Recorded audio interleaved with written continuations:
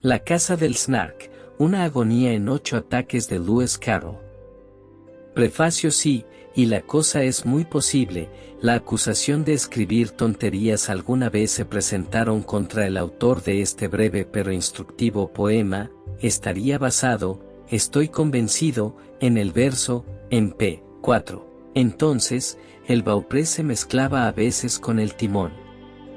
En vista de esta dolorosa posibilidad, no apelaré, como podría, indignado a mis otros escritos como prueba de que soy incapaz de tal acto, no señalaré, como podría, el fuerte propósito moral de este poema mismo, a los principios aritméticos tan cautelosamente inculcado en él, o a sus nobles enseñanzas en historia natural. Voy a tomar el curso más prosaico de simplemente explicar cómo sucedió. Bellman, que era casi morbosamente sensible a las apariencias, solía desmontar el Beaupré 1 o 2 veces por semana para volver a barnizarlo, y más de una vez sucedió, cuando llegó el momento de reemplazarlo, que nadie a bordo podía recordar a qué extremo del barco pertenecía a.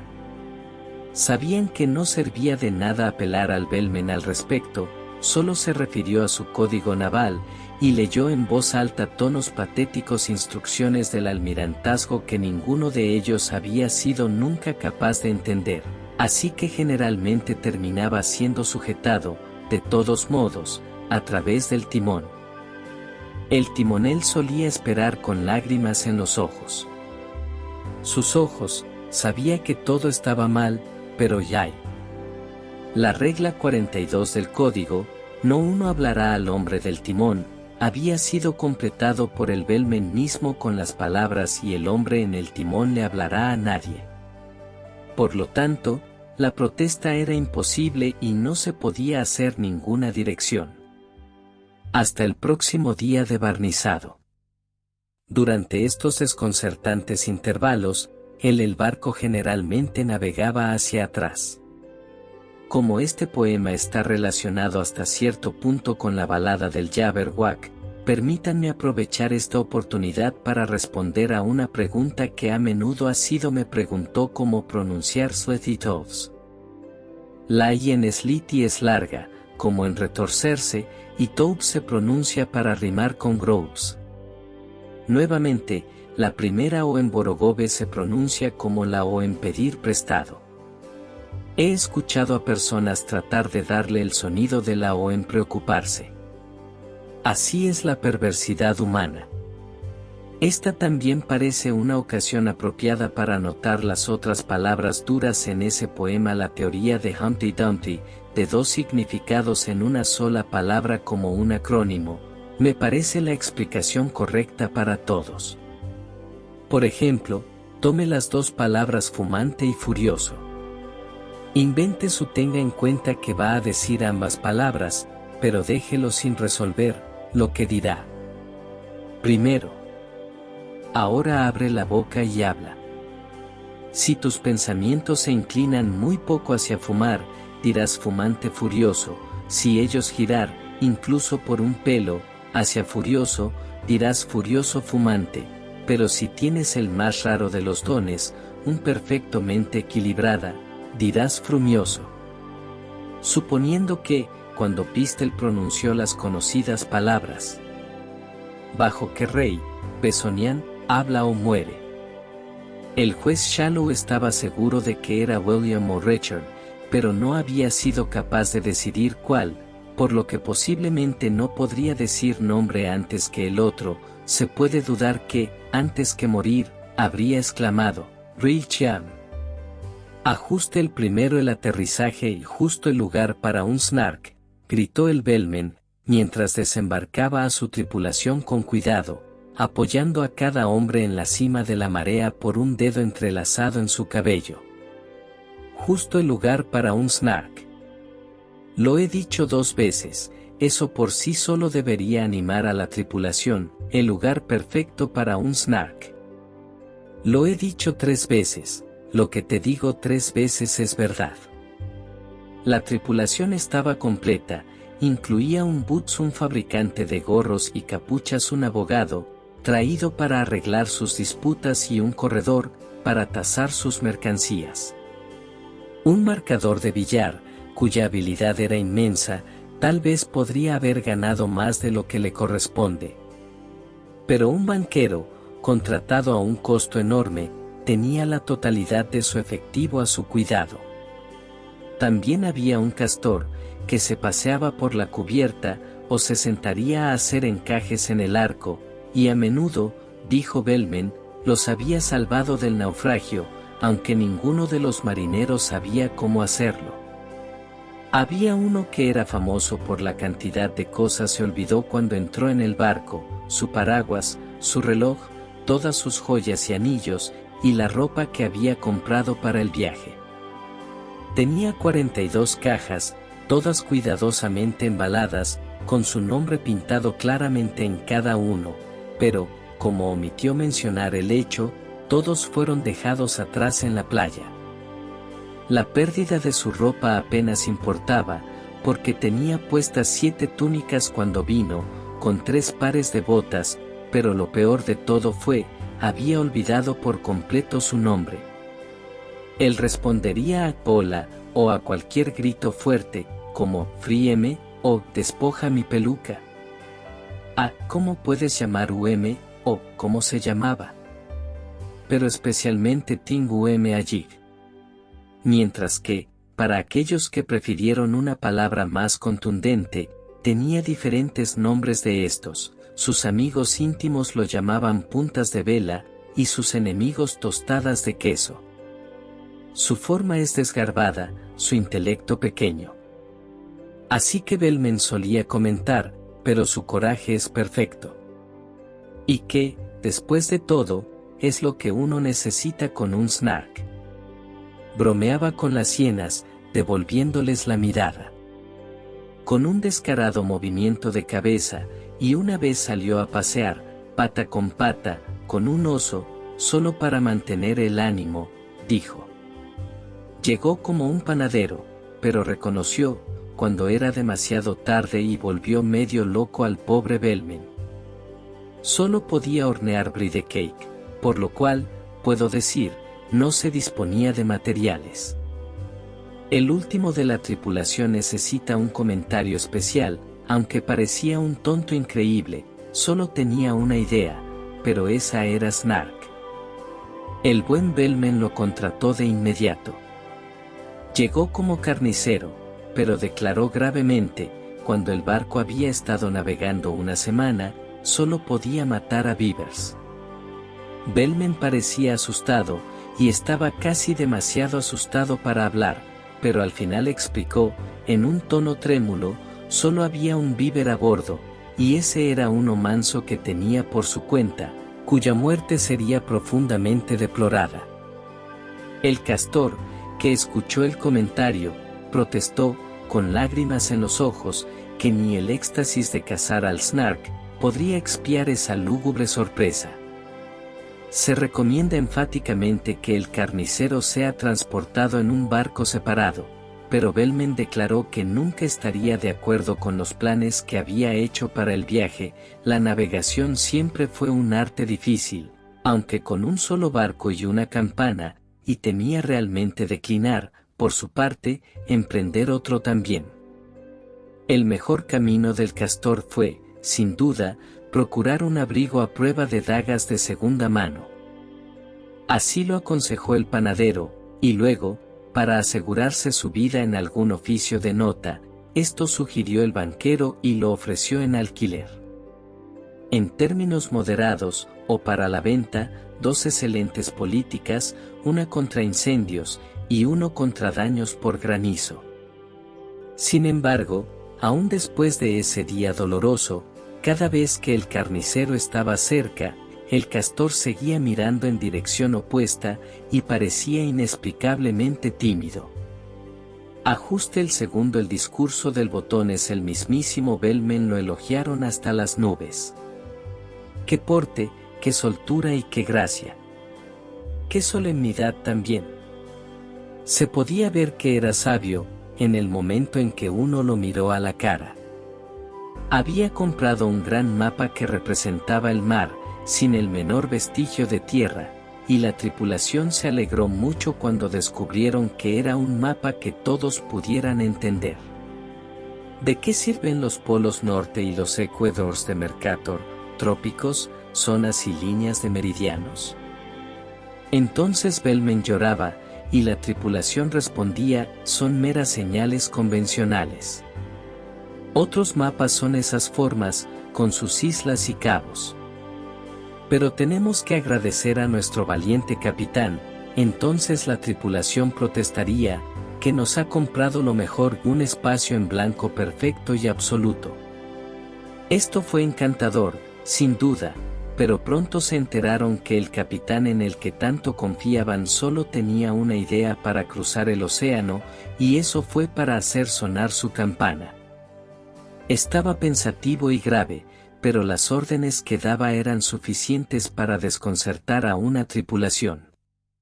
Cuando gritó y gira a estribor, pero mantén la proa a babor, ¿qué diablos iba a hacer el timonel? Luego, el baupré se mezclaba con el timón a veces, una cosa, como comentó Bellman, eso sucede con frecuencia en climas tropicales, cuando un barco está, por así decirlo, enganchado.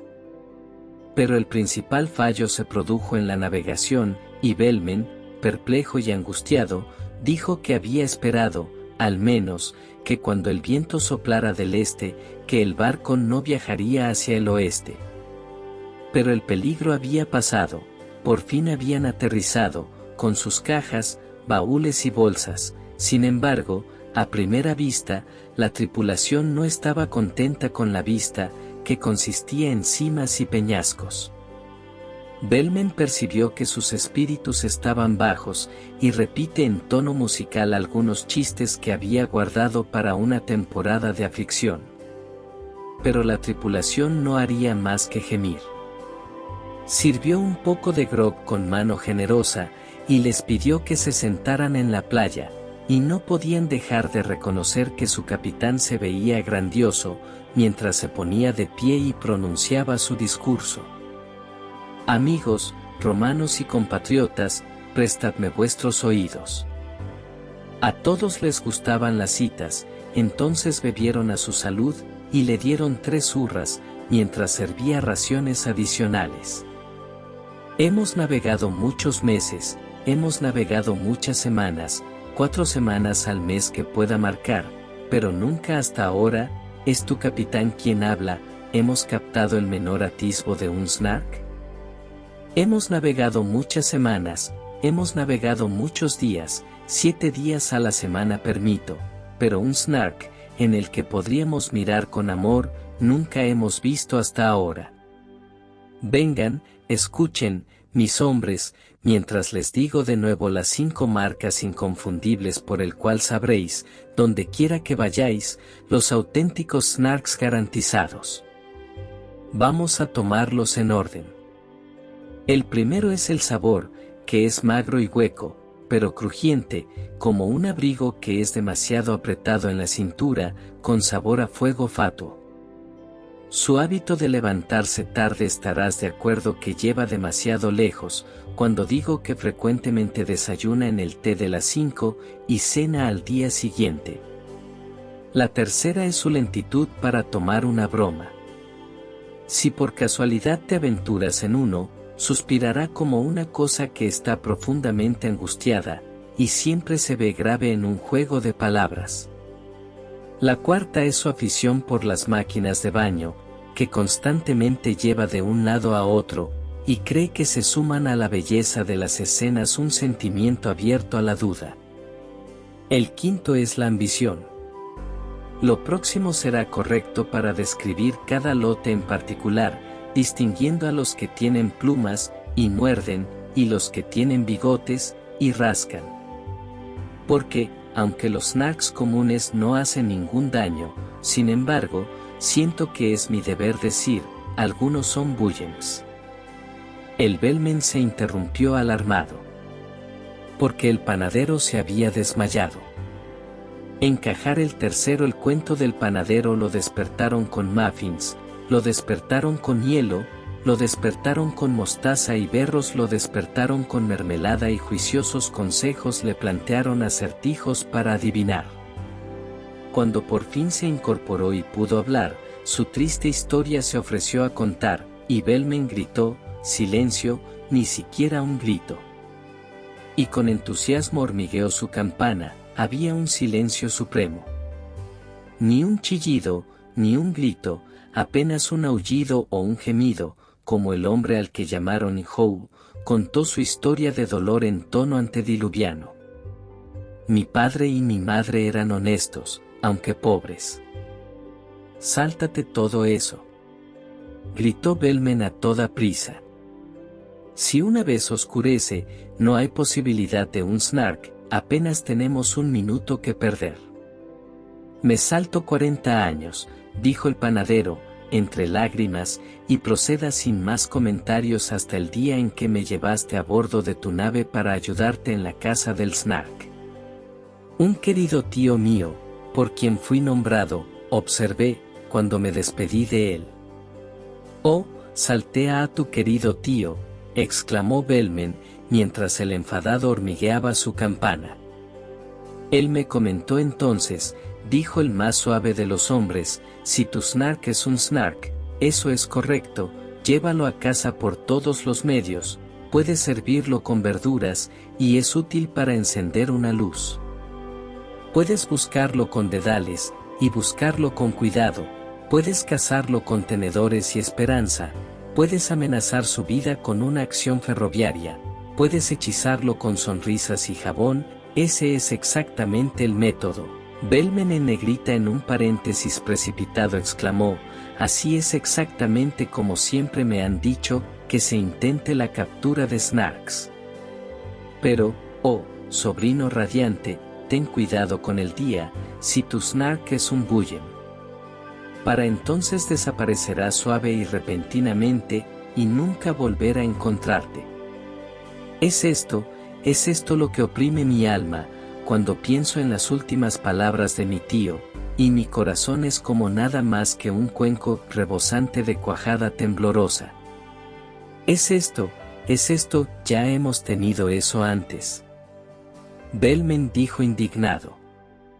Y el panadero respondió, déjame decirlo una vez más. Es esto es lo que temo. Me comprometo con el snark, todas las noches después del anochecer, en una lucha delirante de ensueño, lo sirvo con verduras en esos escenarios sombríos, y lo uso para encender una luz. Pero si alguna vez me encuentro con un bullen, ese día, en un momento, de esto estoy seguro, me desvaneceré suave y repentinamente. Y la idea no la puedo soportar, encajar el cuarto la casa. El Bellman parecía a Fish, y arrugó la frente. Si hubieras hablado antes. Es excesivamente incómodo mencionarlo ahora, con el snark, por así decirlo, en la puerta. Todos deberíamos afligirnos, como bien podéis creer, si nunca te volvieran a encontrar. Pero seguramente, amigo mío, cuando comenzó el viaje, ¿podrías haberlo sugerido entonces? Es excesivamente incómodo mencionarlo ahora como creo que ya he comentado. Y el hombre al que llamaron Pola, respondió, con un suspiro, te informé el día que embarcamos. Puede acusarme de asesinato o de falta de sentido común. Todos somos débiles a veces, pero el más mínimo acercamiento a una falsa pretensión nunca estuvo entre mis crímenes. Lo dije en hebreo, lo dije en holandés, lo dije en alemán y griego, pero lo olvidé por completo, y me fastidia mucho, ese inglés es lo que hablas. Es una historia lamentable, dijo Bellman, cuyo rostro se había alargado con cada palabra. Pero, ahora que ha expuesto todo su caso, más debate sería simplemente absurdo. El resto de mi discurso, explicó a sus hombres, lo oirás cuando tenga tiempo de hablarlo.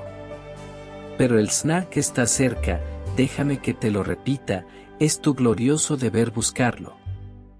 A buscarlo con dedales, a buscarlo con cuidado, para perseguirlo con tenedores y esperanza, para amenazar su vida con una acción ferroviaria, para hechizarlo con sonrisas y jabón. Para el Snark es una criatura peculiar, eso no ser atrapado de una manera común.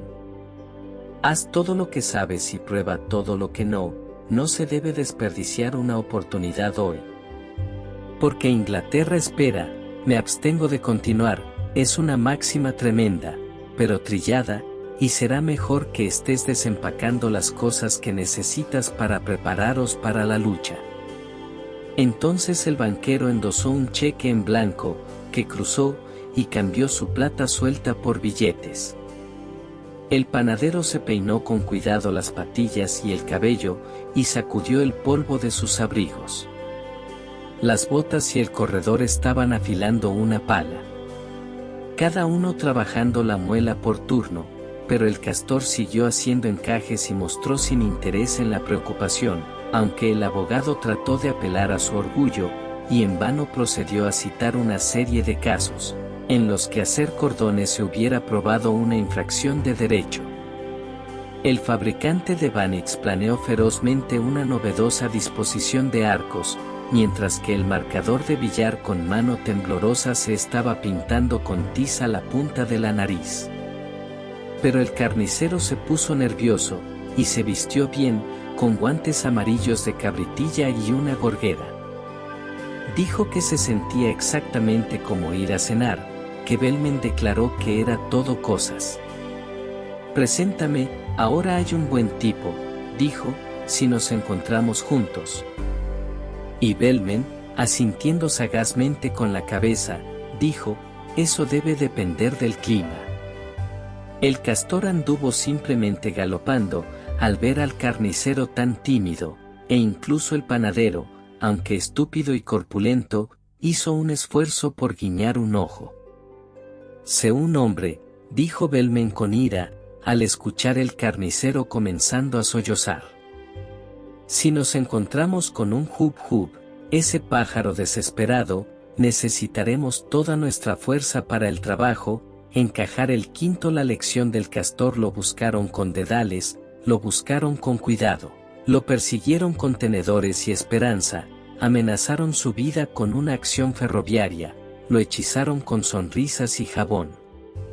Entonces el carnicero ideó un ingenioso plan por hacer una salida separada, y se fijó en un lugar poco frecuentado por el hombre, un valle lúgubre y desolado. Pero ocurrió el mismo plan para el castor. Había elegido el mismo lugar, sin embargo, ni traicionado, por una señal o una palabra, el asco que apareció en su rostro. Cada pensamiento que estaba pensando en nada más que Snark y la obra gloriosa del día, y cada uno trató de fingir que no hizo ningún comentario. Que el otro iba por ese camino. Pero el valle se hizo más y más angosto, y la tarde se hizo más oscura y más fría. Till, simplemente por nerviosismo, no por buena voluntad, marcharon hombro con hombro. Entonces un grito, estridente y alto, desgarró el cielo estremecido, y supieron que algún peligro estaba cerca. El castor palideció hasta la punta de la cola, e incluso el carnicero se sintió raro. Pensó en su infancia, que había quedado muy atrás. Ese estado dichoso e inocente el sonido recordó tan exactamente a su mente. Un lápiz que chirría sobre una pizarra. Es la voz del hub, de repente lloró. Este hombre, al que solían llamar bobo. Como te diría Bellman, agregó con orgullo, he expresado ese sentimiento una vez. Es la nota del hub. Lleva la cuenta, te lo ruego, encontrarás que te lo he dicho 2 veces, es la canción del hub. La prueba está completa, si tan solo lo hubiera dicho 3 veces.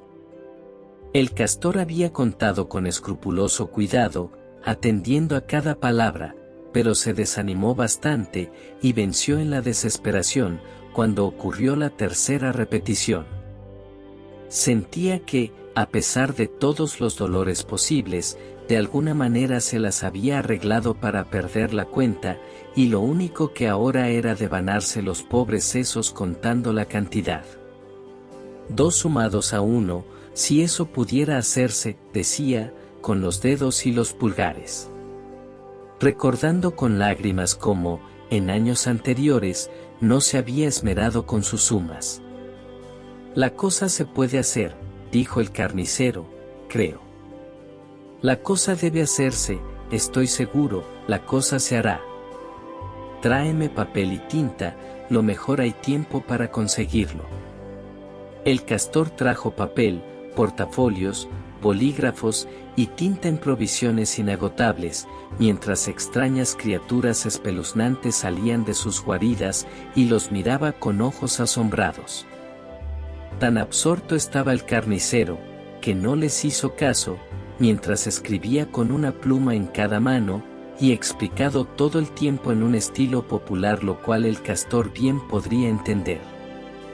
Tomando a 3 como el sujeto para razonar sobre un número conveniente para indicar sumamos 7 y 10, y luego multiplicamos por 1000 disminuido por 8.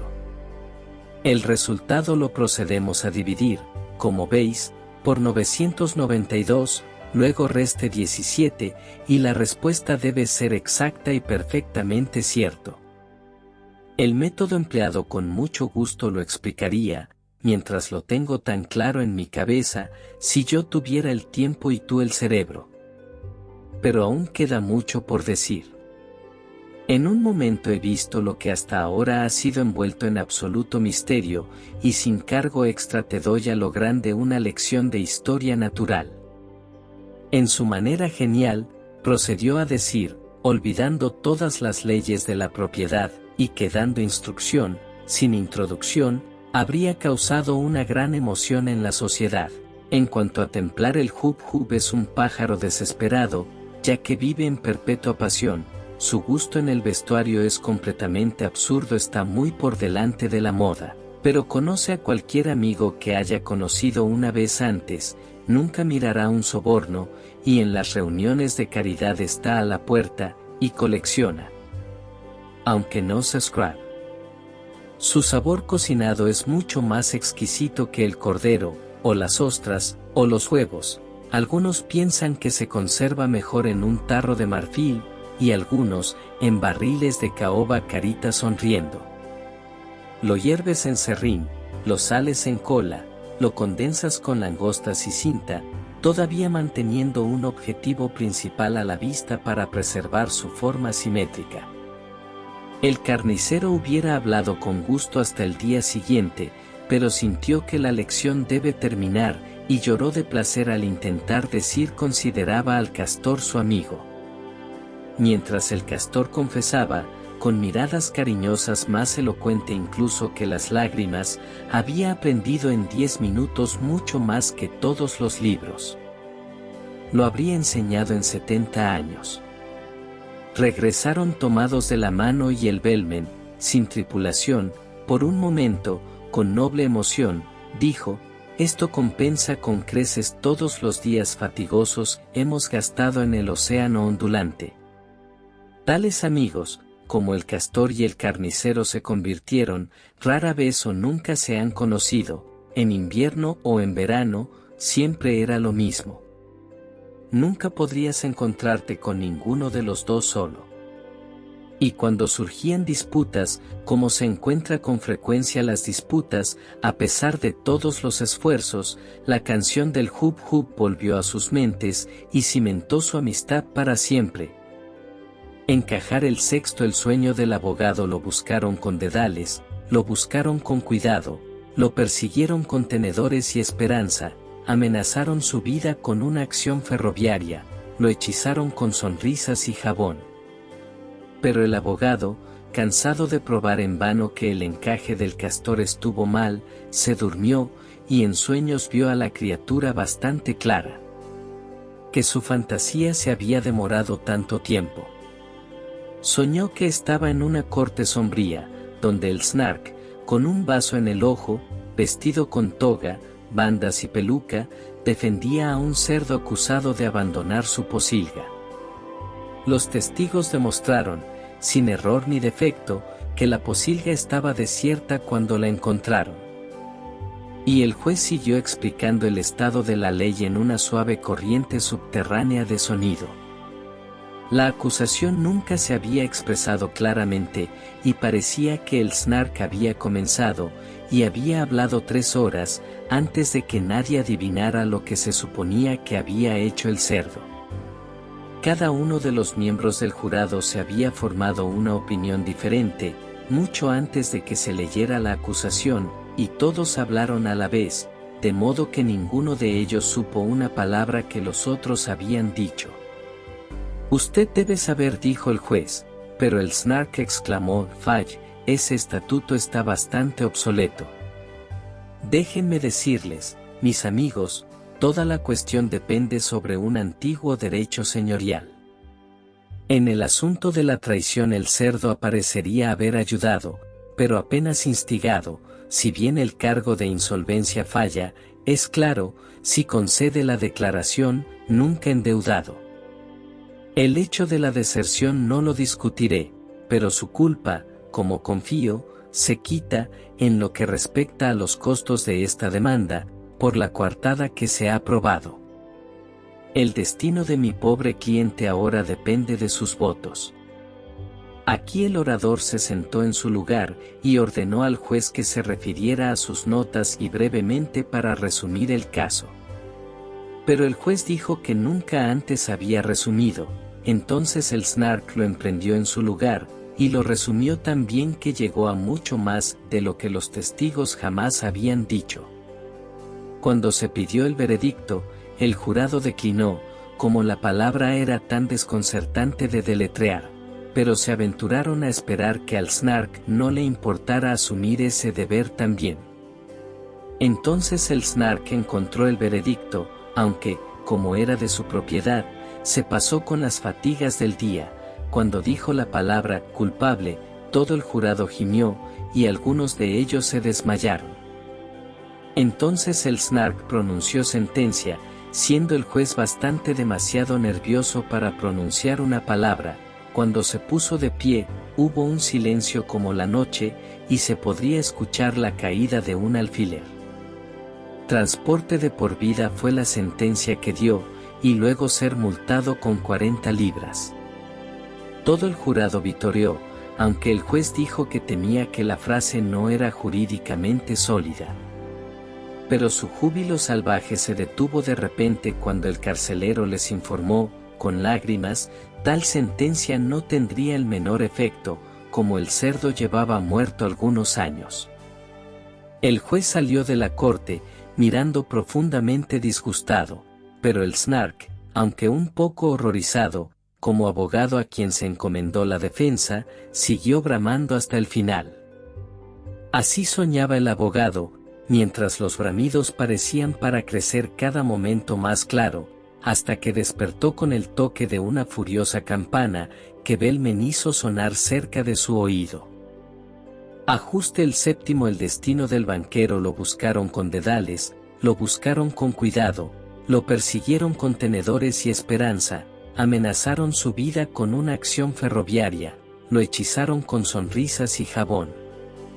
Y el banquero, inspirado con un coraje tan nuevo era materia de comentario general, corrió locamente hacia adelante y se perdió de vista en su afán por descubrir el snark. Pero mientras buscaba con dedales y con cuidado, un Bandersnatch se acercó rápidamente y agarró al banquero, que gritó desesperado, porque sabía que era inútil volar. Ofreció un gran descuento, ofreció un cheque, dibujado al portador, por 7 libras 10, pero el Bandersnatch simplemente extendió su cuello y volvió a agarrar al banquero. Sin descanso ni pausa, mientras esas fauces frumosas fui salvajemente dando vueltas, saltó y se tambaleó y se dejó caer, hasta que se desmayó y cayó al suelo. El Bandersnatch huyó cuando aparecieron los demás. Guiado por ese grito de miedo, y Bellman comentó: «Es tal como me temía». Y tocó solemnemente su campana.